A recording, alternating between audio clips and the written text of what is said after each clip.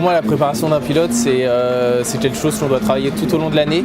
C'est pas juste une semaine avant le meeting qu'on se dit voilà, maintenant il faut que je me prépare. Non, c'est vraiment un travail qui dure 365 jours où il y a un vrai besoin de musculation. Faut pas être des bodybuilders parce qu'on se bat contre le poids dans notre sport. Ce qui fait que plus on va être musclé, plus on va avoir du poids.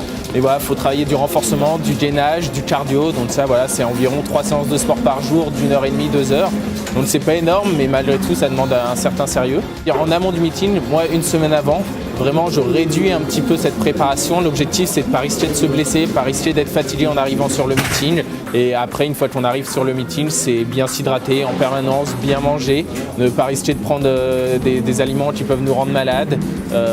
Et surtout essayer de bien dormir pour être en forme à 100%. Et souvent une des difficultés, c'est qu'on va se fatiguer lors des séances d'essai libre, alors que l'objectif c'est d'être à 100% le dimanche à midi pour la course.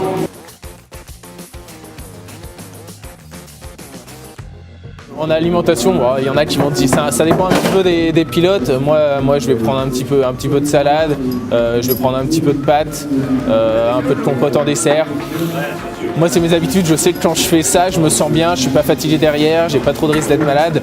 Donc, c'est juste à chacun, je pense, de savoir, d'apprendre à se connaître, apprendre à connaître son corps, apprendre sa digestion et d'adapter son alimentation en fonction de ça.